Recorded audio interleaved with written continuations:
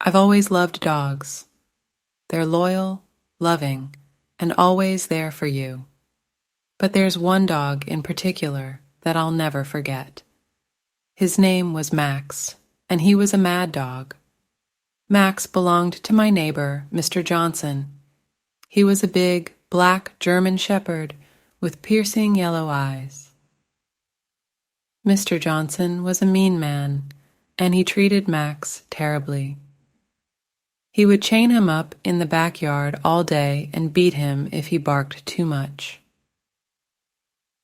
One day I was walking home from school when I saw Max standing at the edge of the yard, his chain pulled taut. He was staring at me with those yellow eyes, and I could sense his anger radiating off of him. I tried to ignore him and keep walking, but Max started to growl. The louder I walked, the louder he growled. I started to get scared. I knew that Max was a dangerous dog, and I didn't want to anger him any further. I turned and ran, but Max was faster. He broke free of his chain and chased me down the street. I ran as fast as I could, but Max was gaining on me. I could feel his hot breath on my neck. I looked over my shoulder and saw Max's snarling face getting closer and closer. I knew that I was going to be caught. Just when I thought I was doomed, I heard a car horn honking. I turned and saw a car coming towards us. The car swerved and hit Max. He was thrown into the air and landed in the middle of the road. The car stopped and the driver got out. He ran over to Max, but it was too late. Max was dead. I was shaken from the experience, but I was grateful to be alive. I knew that I had been lucky. One day, I was back in town visiting my parents when I decided to take a walk around the old neighborhood. I walked by the house where I used to live, but it was empty now. Mr. Johnson had died a few years ago, and his house was up for sale.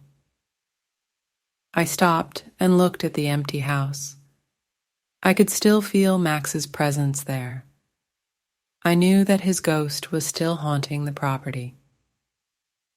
I turned and walked away, but I couldn't shake the feeling that Max was watching me. A few months later, I was back in town again, visiting my parents, when I heard a story about a mad dog that was haunting the old Johnson house. People said that the dog was big and black, with piercing yellow eyes. They said that it would bark and growl at anyone who came near the house. I knew that it was Max's ghost. One night, I was walking home from work when I decided to take a shortcut through the old Johnson property. I knew that it was dangerous, but I was curious to see Max's ghost again. I walked through the yard, my heart pounding in my chest.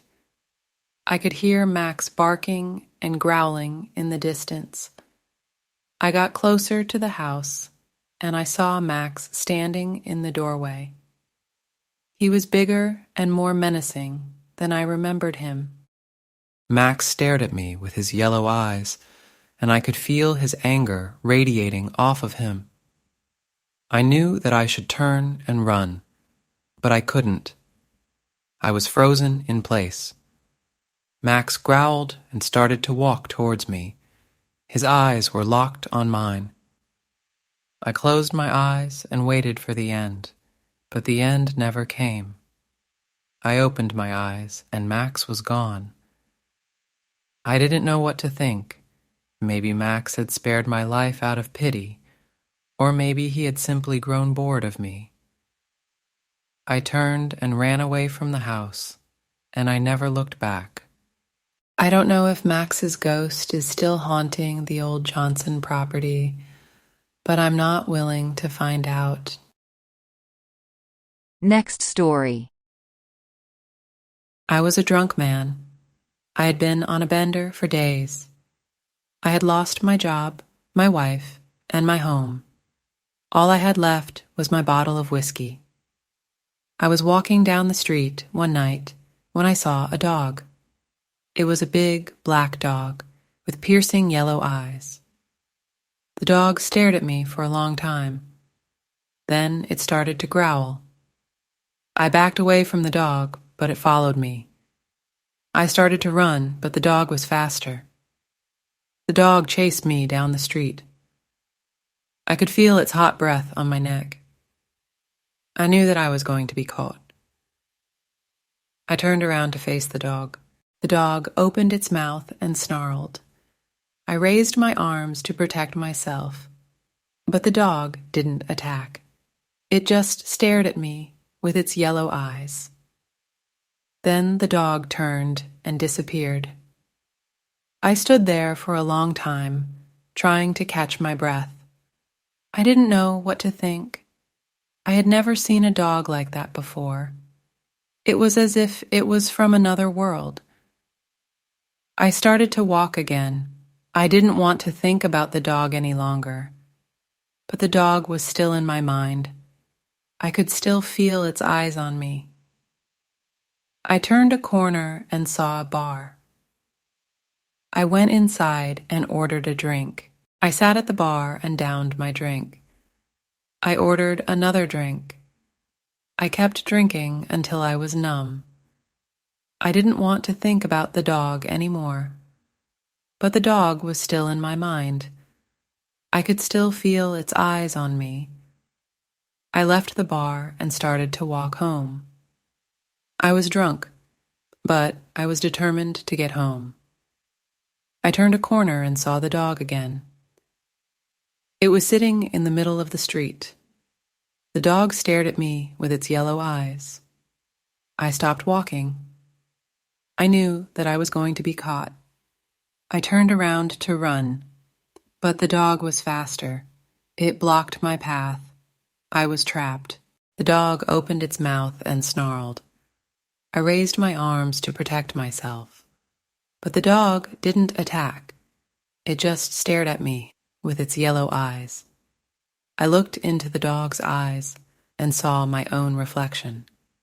I saw my own anger, my own despair, and my own madness. I realized that the dog was not a real dog. It was a ghost. It was the ghost of my own madness. The dog opened its mouth again and snarled. I closed my eyes and waited for the end. But the end never came.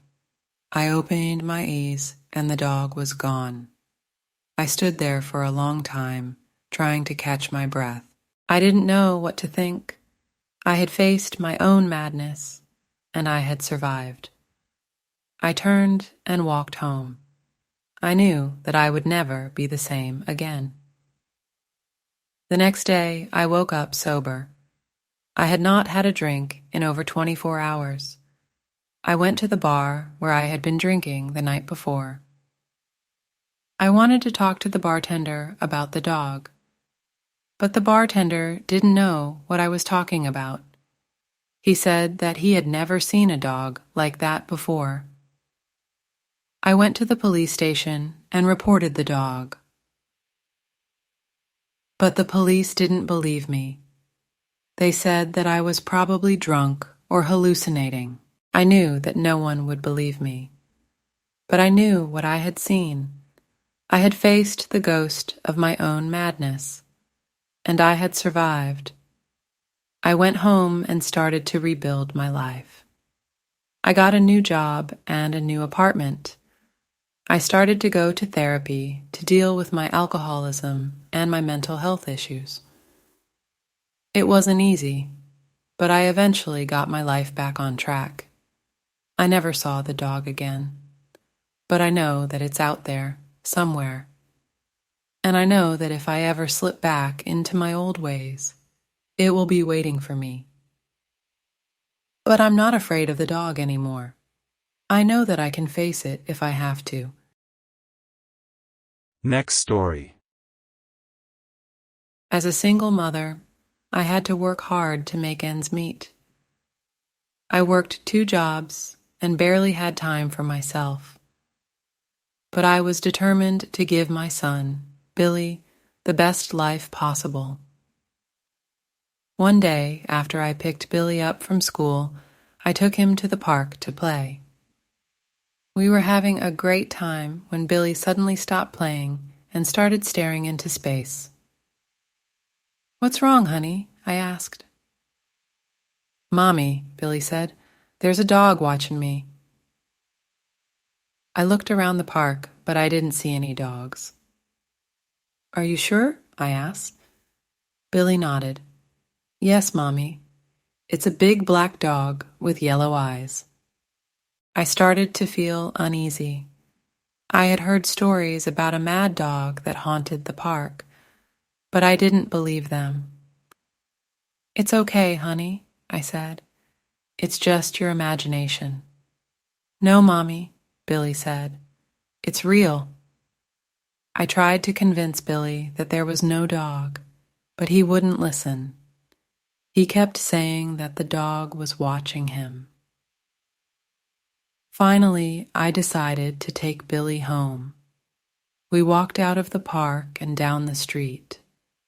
Billy kept looking over his shoulder, as if he was afraid of something. When we got home, I put Billy to bed. I checked on him a few hours later, and he was still sleeping soundly. I went to bed myself, but I couldn't sleep. I kept thinking about what Billy had said. Was it true? Was there really a mad dog haunting the park? The next day, I took Billy to a different park. He seemed to be doing fine, but then he suddenly stopped playing and started staring into space again. "What's wrong, honey?" I asked. "Mommy," Billy said, "the dog is here." I looked around the park, but I didn't see any dogs. "Are you sure?" I asked. Billy nodded. "Yes, Mommy.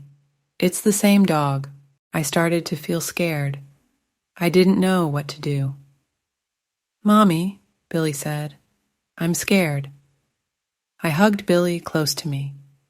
"It's okay, honey," I said. "I'm here." I took Billy home and put him to bed. I was so worried about him. I didn't know what to do. The next day, I took Billy to see a therapist. The therapist talked to Billy for a long time. When she was done, she told me that Billy was probably just having a nightmare. "A lot of children have nightmares about dogs," she said. "It's usually nothing to worry about." But I couldn't help but worry. I knew that Billy was telling the truth. He had seen the dog. The next day, I decided to confront my fears. I took Billy back to the park where he had seen the dog. Billy was scared, but I promised him that I would be there to protect him. We walked into the park and sat down on a bench.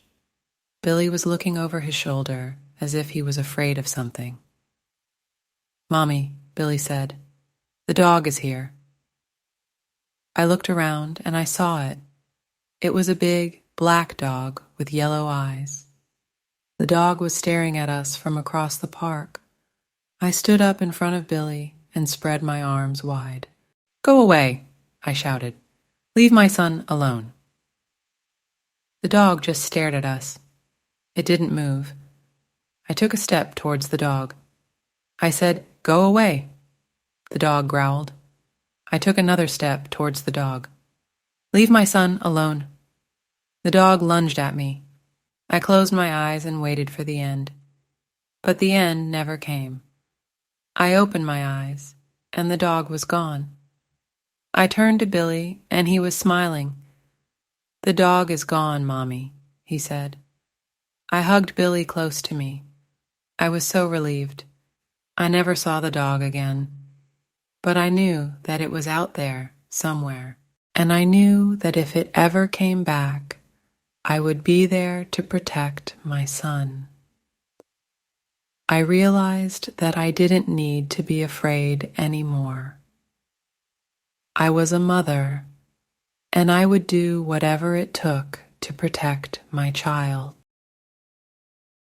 As a huge support, please hit like, subscribe, and maybe share your thought or any experience before going to watch another video. Thank you so much. Have a good day or night, whatever.